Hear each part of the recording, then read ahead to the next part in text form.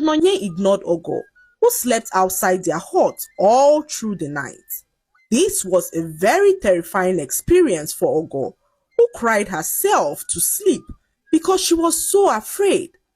Ogo was comforted by the thought of her late mother, who she believed was watching over her as she slept all alone in the dark.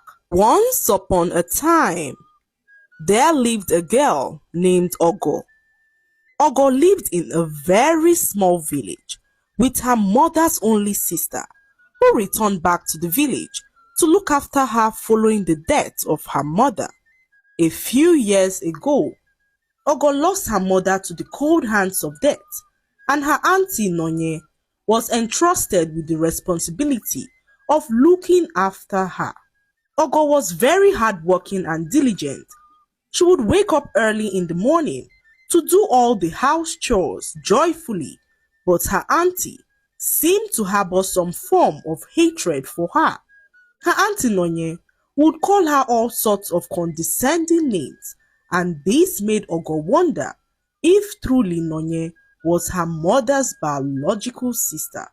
One morning, Ogo woke up extremely hungry as her auntie starved her of food the previous night. What had happened was that Nonye accused Ogo of stealing her money and decided to punish her by starving her of food. Ogo did everything possible to prove to her auntie that she never stole any money, but Nonye was adamant that Ogo stole the money from her purse. Ogo went to bed extremely sad and hungry and woke up in the morning with extreme hunger pangs. The pain made it difficult for her to carry out her morning task, so Ogo sat down in front of her hut crying when their neighbor, Mama Ego, caught sight of her and asked why she was crying.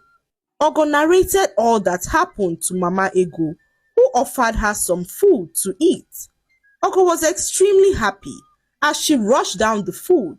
As she was eating, her auntie came out and caught sight of her eating their neighbor's food. Without saying a word, Nonye returned back into their hut. Ogo happily finished her food and had the energy to complete her chores. She was so grateful to Mama Ego for coming to her rescue, as she had never felt such pain in her stomach before. After completing her chores, Ogo headed back into their hut and saw her auntie seated on a chair, fuming in anger. Ogo had never seen her auntie so angry in her life and wondered what could have happened. Nonye, unable to hold back her anger, slapped Ogo so hard on her face.